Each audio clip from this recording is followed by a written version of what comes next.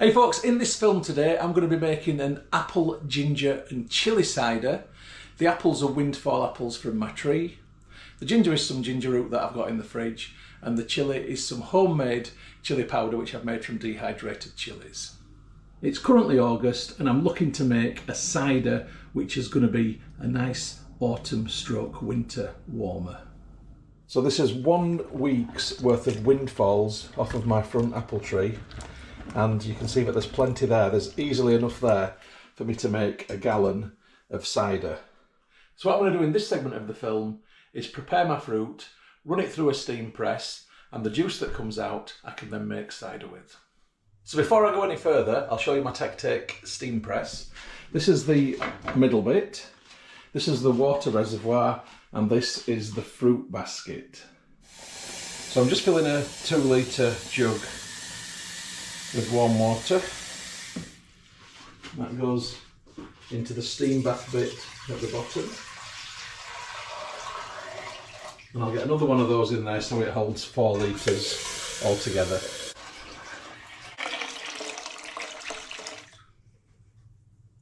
Then the middle bit goes on top, and you can see that this spout sits in that bit that's like a little inlet in the top just there. So when the steam causes the fruit to juice, the juice will come out of this pipe just here. Right, I'm just going to weigh the colander of the steam press, and that weighs 665 grams. And I'm doing that to see what weight of apples I've got, essentially. So my apples are in varying conditions. I've got some that are in a reasonable nick and some that are a bit manky. Like this one is an example of one that's a bit manky. Looks good on that side, yeah? Not on that side. And that's because the resident population of jackdaws likes to nibble on the red parts of the apples very frustratingly. And then I've got some which are actually looking pretty reasonable, like this one's just fallen off with the wind, not been pecked at all. It's a whole mixture. What I'm going to do is chop them down and get them in this basket, but I'm going to sort of keep out the worst of the bad bits. So with each apple, I'm simply going to cut it in half and then into quarters, like so. This means that when the steam from the steam press goes in there, it's exposed to the flesh, and that's what I want. Take that bit out. And then for a bad one like this, I'll just cut down there and get rid of most of the bad. It doesn't matter about having a little bit of brown. I'm not too worried about that because steam does sanitise. That'll do. I'll try and take the stalks out if I can get them out, but it's not a deal breaker. I won't worry if I can't. That will go in, and it's simply a case of just cutting them down and getting them in the basket. So when I've got them all in the basket, I'll come back to you. Right, let's see the weight of the apples. Hopefully there's not too many. Oh, yeah, there's a lot. There's nearly 5 kilos of apples there. So taking into account the weight of the basket, I think there's 4.4 kilos of apples. So I'm going to be getting a highly juicy and hopefully highly apple flavoured cider. Now this is different to how I used to do it. I would have used that many apples to make 5 gallons, but I'd had a ton of spring water before. Now I'm not doing that. So I then get the fruit basket and put it on top of the middle pan, like so. So here's my lump of ginger root. I'm just going to chop this down and stick that in there too. I'm not going to bother peeling it, and I'm going to try and cut it quite thin, and then I'm going to cut each thin slice into smaller pieces, just to try and extract as much gingeriness as possible out of it. Is that a word, gingeriness? And then I want to use my mezzaluna knife just to rock back and forth and chop it down. It smells very gingery anyway.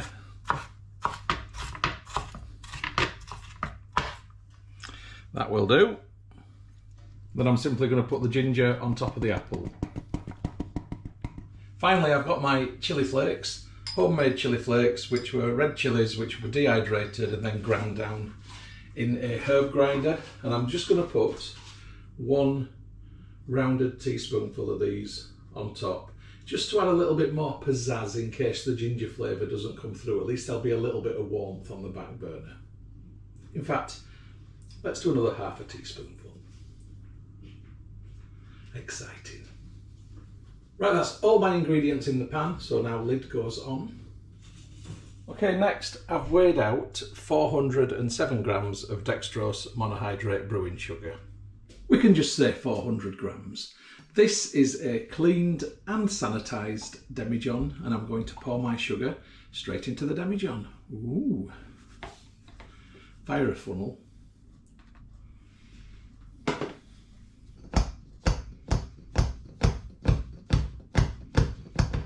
Easier said than done, but it gets there. I'll come back to you in a minute. Right, there's the brewing sugar in the bottom of the demijohn. Right, this is my full setup. So that is all my fruit, my ginger and my chilli powder in the steam press. The steam press is set up and ready to go. Pipe goes down. I've got my extension pipe on, which is going into the demijohn with the brewing sugar in down there. And just for tidiness reasons, I've got the demijohn in a metal pan on top of a towel. So it's literally a case now of turning the gas on. I want it on nice and low.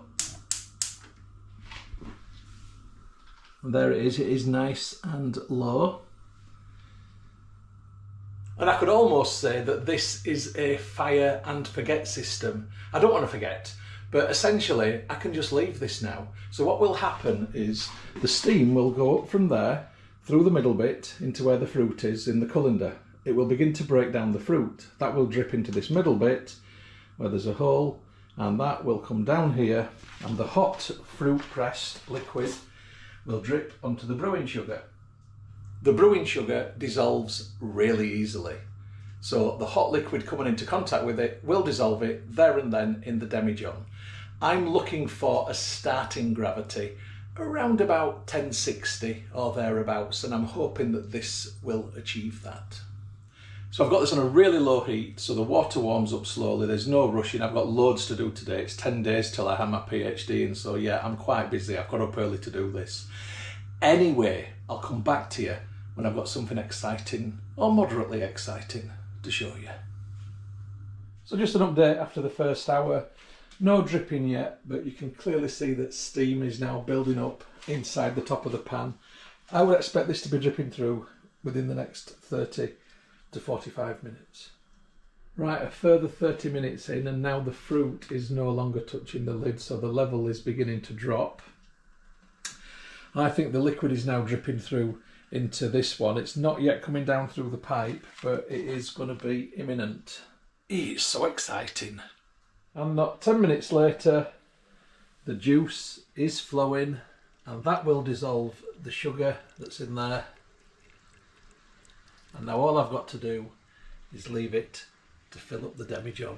And you can see it's clearly an apple juice colour as well. This is a brilliant piece of kit. I love using it. I'll come back to you in a bit.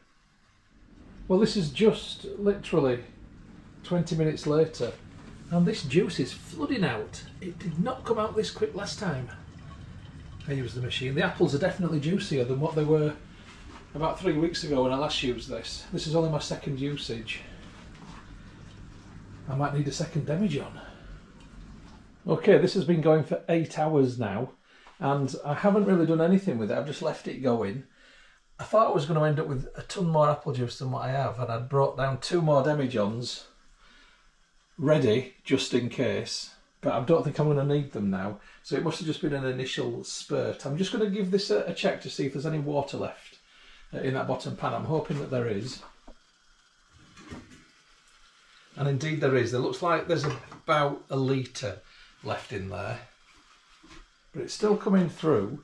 If I just lift the lid up, you can see how much that's fallen. I mean, there was a heck of a lot more there. Sorry, it's a bit steamy, sorry. Right, quick update just over an hour later. It got to action stations and I had to do everything really quickly without realising that I was just about to go over the top of my demijohn. But yeah, this is where I am. So I've taken that away now. And what I'm doing now is just gathering a little bit more juice into that bottle, and I'm going to put that in the fridge, because this demijohn will definitely erupt when I put it to ferment. and therefore I can use what's in the bottle to top it up after the eruption has subsided. So this is what I've got in the demijohn. There is a slight sediment layer at the bottom. That is literally sediment. It isn't the brew sugar because it had all dissipated. So this is far too warm for me to add yeast into it at the minute and pectolase. So I'm going to leave it with this on top to keep any contaminants out, but hopefully so the heat can still escape. And I'll need to come back to it either tonight or I suspect tomorrow. So I'll either see you later or tomorrow. Catch you then. Good morning from the kitchen, folks. It's preparation day 2 / brew day 1. So yesterday I just left this because it was too hot for me to continue making the cider. But this is what I extracted from the press. So that's all my lovely cider must, and here is some extra. This has been in the fridge overnight, the extra. This is going to blow through and I'm going to lose some. It'll probably end up going down to about there, and then I can use this to top it up when that happens. So I add this on top of my cider must just to protect it. So this has stopped anything getting in there, but it's also allowed the heat to escape. This is just now room temperature. So what I need to do first of all is take the original gravity. So before I go any further, I need to lose 100 ml for the original gravity. That's not going to go back in there to avoid any contamination. Plus, I am going to lose stuff anyway because it's going to force itself out when it makes a krausen. So I've just got my hydrometer tube and a funnel, and I'm going to pour 100 ml into that.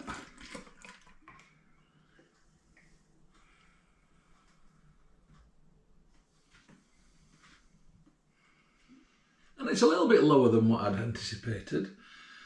Never mind though, it's 1.046, 1046. I'm still going to finish with the cider, which is north of 5% and probably 6% plus. So 1.046, that's fine. So now I want to finish making my cider. So I'm going to put a clean and dried funnel in. This is yeast nutrient from Young's. I probably don't need it, to be fair, because I think there'll be plenty of nutrient in there from all that apple flesh which is pulped down. But let's do it anyway. So I'm going to add 1 and 2 heaped teaspoonfuls of yeast nutrient into the mix. This is pectolase, also from Young's. This helps to make it a clearer cider. It breaks down pectic enzymes, which makes your cider hazy. This should hopefully help it to achieve clarity. I can't get my teaspoon in there, it's too narrow, but I'm just going to tip. And I'm going to say that that would be about 1 teaspoon, and that will be about 2. In fact, that's the rest of it gone. So that's fine, that's all in there. And now my yeast. So today's yeast of choice is Van Class dried active yeast. I've got no idea what strain this is, but I'll tell you something, it's very, very good. It was an eBay purchase last year, and I did order a specific strain of yeast, and then this ended up coming as like a generic dried active wine yeast. I think it ended up coming from China as well. You know what eBay is like. Right, so that's 1 flat teaspoonful of yeast. Also note I'm using a different teaspoon because I don't want to get the yeast nutrient in the yeast in case it activates it. And then I'm going to do a half a teaspoonful as well as the full teaspoonful, and that's in there, and that's sank pretty much in. And then I'm simply going to get my demijohn and I'm just going to give it a little swish around.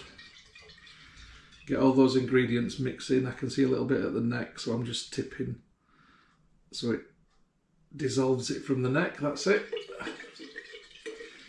Give it a big swish around. Now at this point I'd normally fit an airlock, but I'm not going to do that today because it's just going to blow through. I'm in London for the day today, so what I'm going to do instead is fit a blow-off pipe, which is going to be more straightforward to clean out than the airlock, essentially. So this is a blow-off pipe. It's just got a bung like would normally go in there with an airlock. It's attached to a metal straw, which has then got a pipe, just a normal siphoning pipe, essentially, tube on there. And this is going to act like a big airlock because the end of this is going to go into water. So I've got that shoved in the top. And I'm just going to give the outside of the demijohn a very quick rinse, just in case I've got any sticky on there. I don't think I have, but just in case. Right, I'm going to have a tidy around, move things around, and then I'll come back to you shortly. Okay, we've had a change of room into my living room. So I've labelled up the demijohn, chili and ginger cider. Brew day 1 is today, 21st of August 24. Original gravity 1.046. So that's the demijohn. I've put it on a plate in case it drips or leaks out of the bung. I don't think it will, but what will happen when fermentation begins, and this will happen today I think, it will create CO2 that will push up through this pipe. That pipe is now going into this jug of water, and it will make bubbles of CO2 come out of there, but it will also form a krausen, a big cloudy layer on top, which will push through too, and the krausen will end up in the water there. This pan is in case the krausen floods out of the jug, so I don't get it on the floor. And that's that. And when I come back from London tonight, I'll give you an update. So before I go, let's have a little nifter of what's in the hydrometer tube.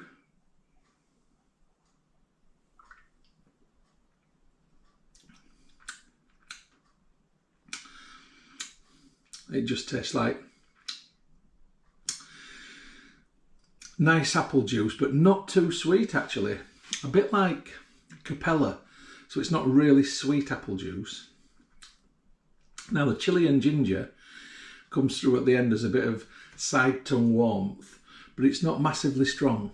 Now I'm hoping that those flavours will develop over time, because that does happen with ginger quite a lot.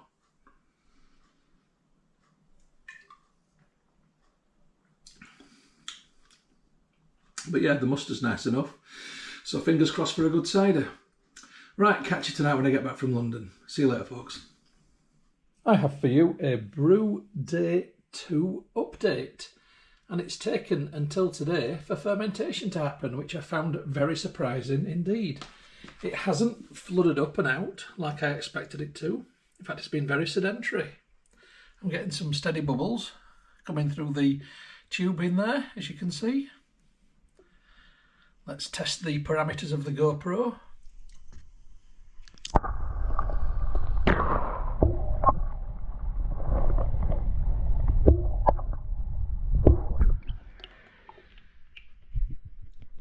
How many other brew film makers do underwater shots? Eh? Come on!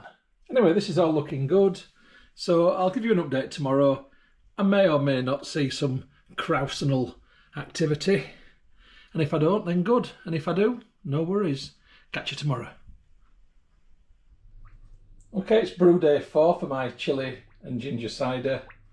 It hasn't blown through the blow-off pipe at all, so I've now fitted an airlock, and it's going just lovely. As you can see, good, regular bubbles through the airlock. All good. I'm just going to put this away now and leave it to finish fermenting, so I'll come back to you when fermentation is over. Catch you then.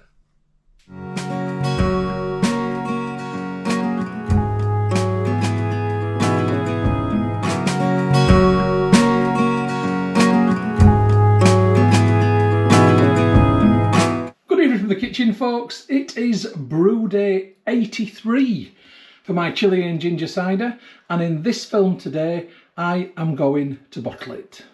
So let's have a look at that cider in the demijohn, and you can see that it is not completely clear, but it isn't going to clear. They've all got this haze that I've done with the steam press. You can see my fingers through it, so there is enough clarity there. It just is going to have a haze. It's going to be a hazy cider. I'm really not so concerned about that. I think it's going to be quite tasty. Fingers crossed. Right, let's get some priming sugar into my bottles in the sink. So in each bottle I'm going to add what is the equivalent of a level teaspoonful of sugar. And that will cause any yeast which is left in suspension in there to get a bit excited. It'll break the sugar apart, and in doing so it will be a very, very fractional secondary fermentation, but it will release CO2, and CO2 will cause pressure to build up in these bottles, and as a result of that I will get a sparkling cider. Fingers crossed. So it is bung out of the demijohn. Siphoning tube goes in, and you can see it just there on the edge of the bottle, on the edge of the demijohn I should say, and I'm trying to get this as close as I can to the sediment without it dipping into the sediment. It is going to pick a little bit up, that's an unfortunate consequence. I'll have to live with that. It means that some of the bottles will have a layer of sediment in the bottom. It's not the end of the world. Anyway, the first bit that comes out is going to go into my hydrometer tube when I empty it in a sec. And that first bit is the cloudiest bit. Right, let's go. So yeah, sludge, murk, cloud, blurk, and very slowly and into the first bottle. It's coming out in a very sedentary fashion. Oh, I've got a kink in my pipe. Got a kinky pipe. Matron. I can live with it. Don't mind a bit of kink now and again, eh? Nudge, nudge, wink, wink. Say no more, say no more. I'll stick the hydrometer in that while we're waiting. See what the reading says. Into bottle number 2. There you go. There's a kinky pipe for you. Right, let's have a look at this final gravity. So I'm finishing on a final gravity of 0.996. And this bottle is about to be filled. And into bottle number 3. Right, here's the first bottle. I'm going to get a bung. These are in very hot water. Very, very hot water. And that bung is going to get pushed into the bottle. They go in hot water for a last clean and to make them malleable so they're easier to push in. And then that gets a cage on top of it. I'm just watching the bottles as I'm doing this. I don't want it to start flooding out. But it is coming through very, very slowly. And I'm just fine with that. So that's the first bottle, bunged and caged. When pressure builds up, that bung will fly out without the cage on, so it is quite an essential safety feature. Well, I'm twiddling my thumbs now. I've never had it come out so slow before. So I'm now going into bottle number 4. And I tell you what, I'm going to come back to you when all the bottles are filled and all the bungs and cages are in. So I'll see you then. So predictably, the last bottle isn't quite full enough, so I am actually going to use the murk. Hopefully it will settle and it won't cross-contaminate, but if it does, then it's only one bottle that it's spoiled, because I want to get a full bottle if I can. And there we go, done.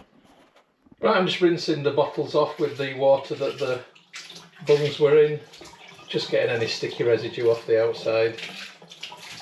Right, I'm going to leave these to dry and go and make some labels. Right, I need to work out the ABV for this brew. So I take the original gravity, which was 1.046. I deduct from that the final gravity, which is 0.996, and that equals 0.05.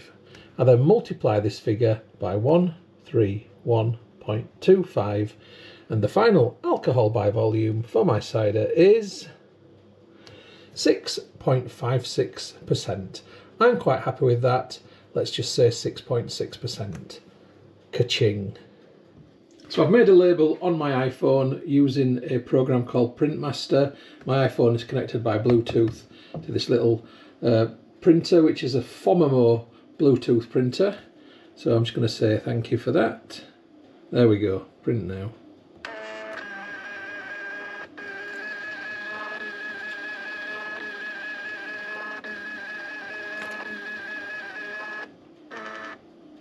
Isn't technology marvellous? Right, I'm just going to label my bottles. It's nice to know what you're drinking, isn't it? 1 down, 5 to go. See you shortly. Right, my bottles are labelled. I'm now going to put them somewhere warm for conditioning.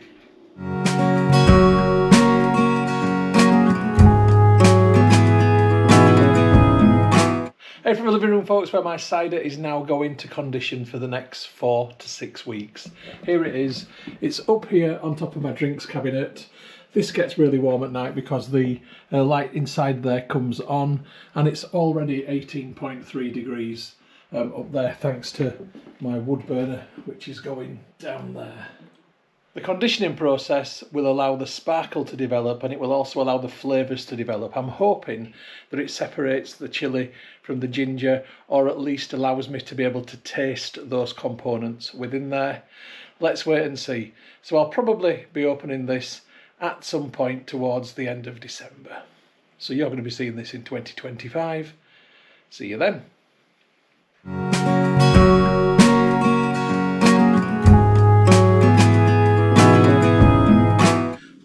Kitchen, folks, it is the grand opening and tasting night for my chilli and ginger cider, which has been in the bottle for quite a while. This was bottled on the 12th of September and it's now the 1st of December. Now, I don't know what brew day it is. It'll appear on the screen. I can't remember.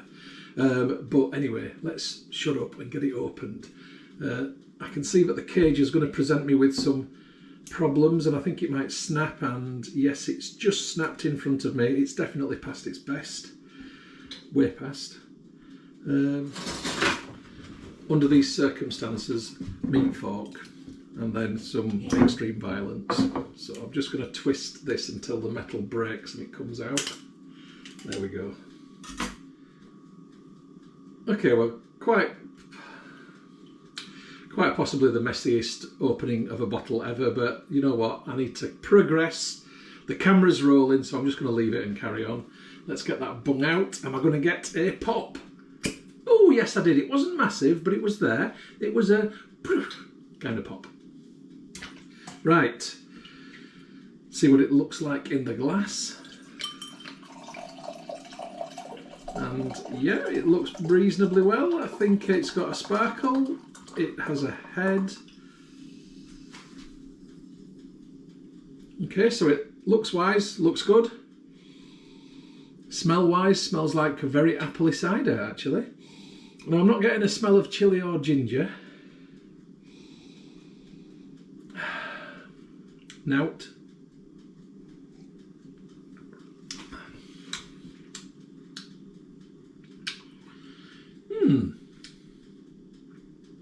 Slightly drier than I expect. I thought I don't know why.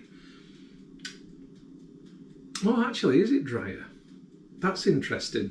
It started off tongue-rakingly dry, and it's finished actually not that dry. Interesting one.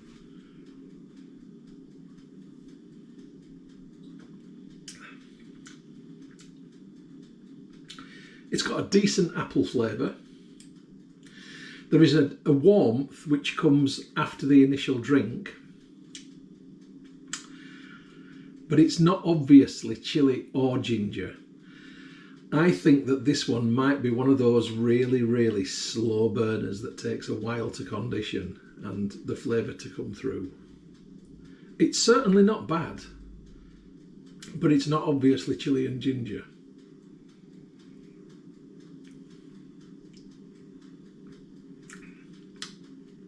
Yeah, it's fair enough. I mean, it's drinkable. It's a medium dry. It's not dry, it's a medium dry. And I shall certainly enjoy drinking this tonight. So that was an interesting one. It hasn't worked out exactly as I'd wanted it to do, but it's not worked out bad either. So anyway, cheers folks. I shall enjoy this tonight, and I will catch you on the next film, whatever that may be.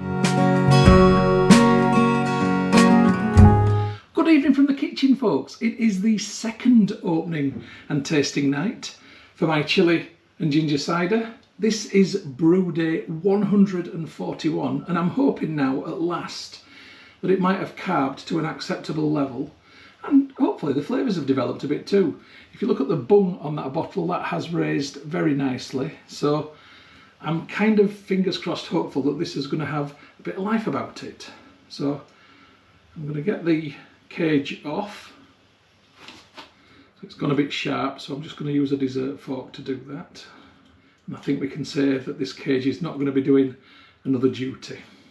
can go to cage heaven. Right, so fingers crossed. Am I going to get a pop? Oh, yes I did. It wasn't massive. And, well, I can't say that there's a rush of bubbles to the neck of the bottle. It's a bit, you know, Sunday afternoon, even though it's Friday night. I'm pouring today into the classic Stella vase, 1990s glassware vintage. Or was it 2000s? Anyway, let's have a look. Okay, it's got sparkle. I can see already. Look, it's forming a head. Okay, it's just not a big gassy monster. And I've met a few of them in my time. Right. Okay, look and listen. Okay, definitely has a sparkle. Smells like a really refreshing cider. I can smell the chili, I think, actually. I hope it's not the woodiness of chili. Sometimes it gives a bit of a woody side flavour. Right, here we go.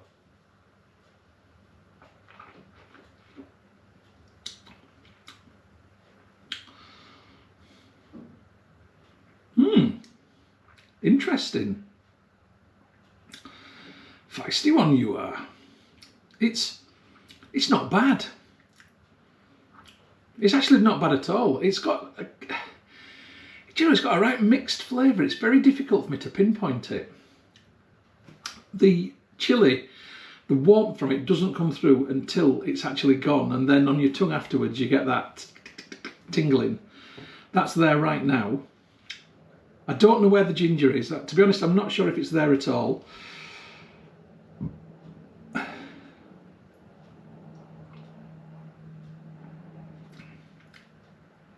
It might be there actually, but it's hidden by the flavour of the apples and the chili afterburn. And when I say burn, it's moderate. It's not a strong one. It's actually a very tasty cider, and it's the kind of cider that I like to drink in summertime more than wintertime. So I'm going to save the rest of my bottles. I think I've got 3 or 4 left. I'm going to save them for the summer. In terms of taste though, the flavour has developed and it's vastly improved on the first one that I had, to the point of where it actually does taste like quite a tasty cider. And it's distinctly a cider. What's the ABV? 6.6, so it's a decent percentage for a cider. It's not rocket fuel, but it's not bad either. It doesn't taste like 6.6. If you'd told me this was 5, I would have believed you. So that's one of those ones where it can be a bit too easy to drink. Anyway, I'm definitely going to enjoy this tonight, folks. So I hope you've enjoyed the film. It's been quite a mission, but I'm going to enjoy this. And I'd just like to thank you for watching my films, subscribing, commenting, all that stuff, liking. I really appreciate it. It really is very nice of you, and thank you so much. So, better get a picture for the front of the film. Right, I'm going to catch you on the next film, whatever that may be. Brewing, cooking, gardening, I haven't decided yet. See you later, folks. Cheers.